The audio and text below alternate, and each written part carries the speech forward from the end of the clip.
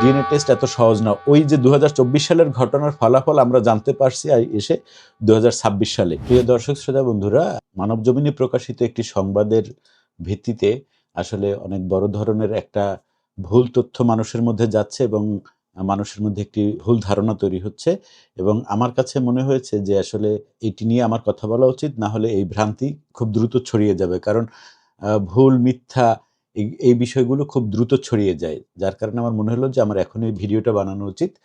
তো মানবজমিনের যে সংবাদটি, সেই সংবাদটির শিরোনাম হচ্ছে গিয়ে ডিএনএ টেস্টে নির্দোষ প্রমাণিত ইমাম, ধর্ষণের অভিযোগে গ্রেপ্তার আপন ভাই।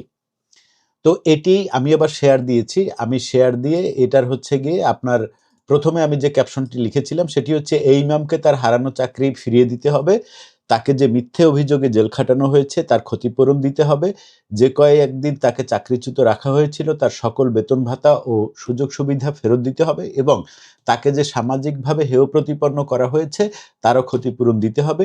সেই সাথে যারা তার নামে মিথ্যে অভিযোগ করেছে তাদের বিরুদ্ধে কঠোর আইনি ব্যবস্থা গ্রহণ করতে হবে, সোজা কথা। এটি ছিল হচ্ছে গিয়ে আমার প্রথমে এই সংবাদটি শেয়ার করার সময় দেয়া ক্যাপশন। এবারে আমি দেখলাম কি যে অনেক মানুষ ভুল বুঝছে, তারা এই ঘটনাটিকে মিলিয়ে ফেলছে এই সাম্প্রতিক সময়ের নেত্রকোনায় যে ঘটনাটি, 11 বছরের একটি মেয়ের সাথে ধর্ষণের ঘটনা ঘটেছে এবং সেই মেয়েটি 7 মাসের প্রেগনেন্ট হয়েছে, তার সাথে তারা এই ঘটনাটি মিলিয়ে ফেলছে এবং এটা খুব স্বাভাবিক। যেভাবে ভিউখোরেরা যেভাবে হচ্ছে শিরোনাম দেয় তাতে এটা হওয়াটা স্বাভাবিক। তারা পাশে কোনোভাবে লিখে দিতে পারতো যে এটা যে ফেনীর ঘটনা সেটি লিখে দিতে পারতো, বা 2024 সালের উল্লেখ যদি করতো তাহলেও মানুষের মধ্যে বিভ্রান্তি তৈরি হতো না। পরে এটা আমি আবার এডিট করে ক্যাপশনটা দিয়েছি এরকম যে এই ঘটনা 2024 সালের ঘটনা, সাম্প্রতিক সময়ের ঘটা কোনো নেত্রকোনার যে ঘটনা সেটি এটি নয়, সেটি আমি আবার ক্যাপশনে লিখে দিয়েছি। আমি একটু আপনাদেরকে পুরো নিউজটা একটু শোনাই, তাহলে আপনাদের ভ্রান্তিটা কেটে যাবে। এই নিউজটা হচ্ছে গিয়ে এরকম, মানবজমিন যেভাবে লিখেছে আমি সেই হুবহু নিউজটা পড়ে শোনাচ্ছি। ফেনীর পরশুরাম উপজেলায় দায়ের হওয়া এক আলোচিত ধর্ষণ মামলার তদন্তে বেরিয়ে এসেছে নতুন চাঞ্চল্যকর তথ্য। ফরেনসিক ও ডিএনএ পরীক্ষার ভিত্তিতে পুলিশ জানিয়েছে অভিযুক্ত মক্তব শিক্ষক ও ইমাম মোজাফফর আহমেদের বিরুদ্ধে আনা অভিযোগের কোনো সত্যতা মেলেনি, বরং ভুক্তভোগী কিশোরীর সন্তানের জৈবিক পিতা হিসেবে তার আপন বড় ভাই মোর্শেদের সম্পৃক্ততা নিশ্চিত হয়েছে। দীর্ঘ তদন্ত শেষে 17 এপ্রিল আদালতে অভিযোগ জমা দেয় পুলিশ।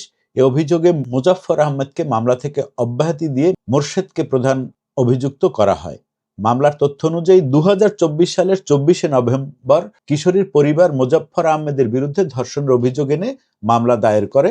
পরে তাকে গ্রেপ্তার করা হলে 1 মাস 2 দিন কারাগারে থাকতে হয়। এরপর তিনি স্থানীয় মসজিদের ইমামতির যে দায়িত্ব ছিল তার, সেই দায়িত্ব হারায়। পাশাপাশি ইসলামী ফাউন্ডেশন বাংলাদেশের চাকরিচ্যুত হয়। উনি ইসলামী ফাউন্ডেশনে চাকরি করতো, সেই জায়গা থেকে ওনাকে চাকরিচ্যুত করা হয়। তদন্তের এক পর্যায়ে সিআইডির ফরেনসিক পরীক্ষায় মোজাফফরের বিরুদ্ধে যে অভিযোগ আনা হয়েছিল তার কোনো প্রমাণ পাওয়া যায়নি। এরপর জিজ্ঞাসাবাদে কিশোরী জানান তার বড় ভাই মোর্শেদ দীর্ঘদিন ধরে তাকে যৌন নির্যাতন করে আসছিলেন। পরিবারের সদস্যরা মূল ঘটনা আড়াল করতে মোজাফফর আহমেদকে মামলায় জড়ান বলেও তিনি জানান। পরে মোর্শেদকে গ্রেপ্তার করে ডিএনএ পরীক্ষা করা হলে শিশুটির সঙ্গে তার 99.99 মিল পাওয়া যায়, 99 ভাগ মিল পাওয়া যায়। এতে তদন্ত কর্মকর্তা নিশ্চিত হন শিশুটির জৈবিক পিতা মোর্শেদ বর্তমানে সে কারাগারে রয়েছে, অর্থাৎ মেয়েটির বড় ভাই। মামলা থেকে অব্যাহতি পাওয়ার পর মোজাফফর আহমেদ বলেন, সত্য একদিন প্রকাশিত হবেই। মিথ্যা অভিযোগে আমি সামাজিকভাবে হেয় প্রতিপন্ন হয়েছি, চাকরি হারিয়েছি, অর্থনৈতিকভাবে ক্ষতিগ্রস্ত হয়েছি, মামলার খরচ চালাতে জমিজমা বিক্রি করতে হয়েছে। আমি এই অন্যায়ের বিচার ও ক্ষতিপূরণ চাই। এটা অবশ্যই সে চাইতে পারে, কারণ তার সাথে অন্যায় করা হয়েছে। বিনা অপরাধে আমার উপর যে অত্যাচার নির্যাতন চালানো হয়েছে, এটার দায়ভার এই সমাজ, এই জাতি কে নেবে? এটার দায়ভার। তবে এই ঘটনাটি কোনোভাবেই এই সাম্প্রতিক সময়ে ঘটা নেত্রকোনার ঘটনা নয়, এটিকে কিন্তু মাথায় রাখতে হবে। সাম্প্রতিক সময়ে ঘটা নেত্রকোনার ঘটনা নয়, এটি 2024 সালে ফেনীতে ঘটা ঘটনা। তার আইনজীবী আব্দুল আলিম মাকসুদ বলেন যে শুরু থেকেই এই উদ্দেশ্য প্রণোদিত মামলা ছিল। ডিএনএ পরীক্ষার মাধ্যমে প্রকৃত সত্য উদ্ঘাটিত হয়েছে। তদন্ত কর্মকর্তা আশরাফুল ইসলাম জানান, ডিএনএ রিপোর্ট হাতে পাওয়ার পর স্পষ্ট হয় যে একজন নিরপরাধ ব্যক্তিকে পরিকল্পিতভাবে ফাঁসানোর চেষ্টা করা হয়েছিল। এটি একেবারেই সত্যি, পরিকল্পিতভাবে এই ইমামকে ফাঁসানোর চেষ্টা করা হয়েছিল এবং এটির প্রতিবাদ আমি অবশ্যই করব। কেন করব? কারণ আমার উদ্দেশ্য তো আসলে কোনোভাবে নিরপরাধ মানুষকে ফাঁসানো না বা মানুষের বিরুদ্ধে কুৎসা রটনা করা না। প্রকৃতপক্ষে যে সমস্ত ইমামরা, যে সমস্ত মুয়াজ্জিনরা, যে সমস্ত মাদ্রাসার টিচাররা ধর্ষণের ঘটনা ঘটায়, তাদের অপরাধগুলো তুলে ধরা, তাদের বিচার চাওয়াটা হচ্ছে গিয়ে আমার কাজের মূল উদ্দেশ্য। পাশাপাশি যদি কাউকে অন্যায়ভাবে ফাঁসানো হয়, মিথ্যে কেসে ফাঁসানো হয়, তার বিরুদ্ধে মিথ্যা রটনা করা হয়, তাহলে সেটার প্রতিবাদ করাও কিন্তু আমার দায়িত্বের মধ্যে পড়ে। যেহেতু আমি অপরাধীদের নিয়ে কথা বলি, সেহেতু যাদের নামে মিথ্যে বলা হয়েছে, যাদের নামে মিথ্যে বলে যাদেরকে ফাঁসানো হয়েছে, তাদের পক্ষে কথা বলা, তাদের ন্যায় বিচার পাওয়ার জন্য কথা বলা আমি মনে করি আমার দায়িত্ব, অবশ্যই সমানভাবে দায়িত্ব। সুতরাং আমি মনে করি এই যে ফেনীর যে ইমামের সাথে যে এই অন্যায়টি ঘটিয়েছে মেয়ের বড় ভাই, সেক্ষেত্রে আমি এই ইমামের তার যে চাকরিচ্যুত করা হয়েছে, তাকে 2 জায়গা থেকে চাকরিচ্যুত করা হয়েছে, সেই চাকরিতে সে যে বেতন ভাতা পেত, সে যে সুযোগ সুবিধা পেত, সেগুলো সব ফিরিয়ে দিতে হবে। এবং তাকে যে হেয় প্রতিপন্ন করা হয়েছে, এর জন্য তাকে ক্ষতিপূরণ দিতে হবে। পাশাপাশি যারা তাকে ফাঁসিয়েছে তাদের বিরুদ্ধে কঠোর আইনি ব্যবস্থা নিতে হবে। কারণ কি, যাতে ভবিষ্যতে এরকম কেউ ফাঁসানোর সুযোগ না পায়।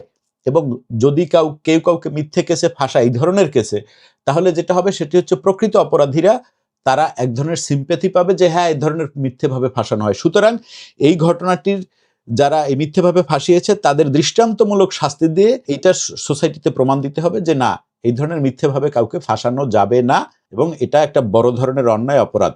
আমি আবারও বলছি এই ঘটনাটি কোনোভাবেই নেত্রকোনার ঘটনা নয়। নেত্রকোনায় যে 11 বছরের শিশুকে ধর্ষণ করে 7 মাসের প্রেগনেন্ট হয়েছে যে মেয়েটি, সেই মেয়েটি এটি নয়। এটি 2024 সালের ঘটনা, এবং এই ঘটনাটি হচ্ছে ফেনীর। সুতরাং আপনারা কোনোভাবে বিভ্রান্ত হবেন না যে ডিএনএ টেস্টের রেজাল্ট বেরিয়ে গেছে। 11 বছর বয়সের বাচ্চা মেয়েটার প্রেগনেন্সির ঘটনায় অনলাইনে অনেক ভুল তথ্য, ডিএনএ রিপোর্ট এগুলো ছড়িয়েছে।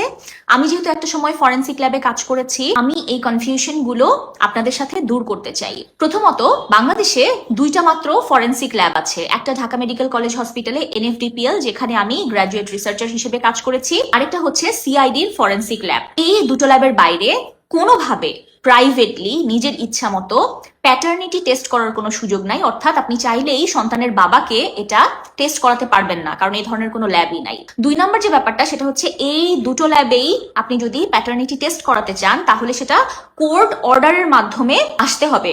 অর্থাৎ মামলা দায়ের হবে, তারপরে কোর্ট অর্ডার করবে সন্তানের বাবাকে চেক করার জন্য, এবং তারপরে একমাত্র টেস্ট স্যাম্পল কালেক্ট করে এই টেস্টগুলো করা হবে। এটি একটি ধর্ষণ সংক্রান্ত মামলা, এখানে কোর্টের অর্ডার লাগবে, সেটা পত্রিকায় নিউজ আসবে, দেখবেন যে কোর্ট অর্ডার দিয়েছে, ডিএনএ টেস্ট করতে হবে, তারপরে ডিএনএ টেস্ট হবে, তারপরে আদালত এটার দেখে বলবে যে এই হয়েছে। ডিএনএ টেস্ট এত সহজ না। ওই যে 2024 সালের ঘটনার ফলাফল আমরা জানতে পারছি এসে 2026 সালে। সুতরাং এটি একটি দীর্ঘ সময়ের ব্যাপার। এই যে নেত্রকোনায় ঘটনা, সেই ঘটনার ডিএনএর ফলাফল এটি নয়, এবং ওই মাদ্রাসা হুজুর, শিক্ষক এবং পরিচালক, সে যে দায়ী কি দায়ী না সেটি এখনো প্রমাণিত নয়। তবে সে যদি কোনোভাবে নিষ্পাপ প্রমাণিত হয়, সে যদি নিরপরাধ প্রমাণিত হয়, আমি তার পক্ষেও ভিডিও বানাবো। এখন যেরকম তার বিচার চাচ্ছি, ওই সময়ও তার পক্ষে আমি ভিডিও বানাবো।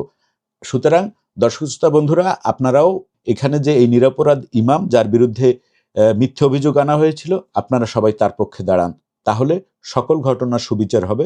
আমাদের উদ্দেশ্য সমাজে সুবিচার প্রতিষ্ঠিত করা, কোনোভাবে কারোর বিরুদ্ধে মিথ্যে অভিযোগ আনা নয়, এবং কারোর বিরুদ্ধে কুৎসা রটনা করা নয়। সবাই ভালো থাকবেন, সুস্থ থাকবেন, বিভ্রান্ত হবেন না। ধন্যবাদ সবাইকে।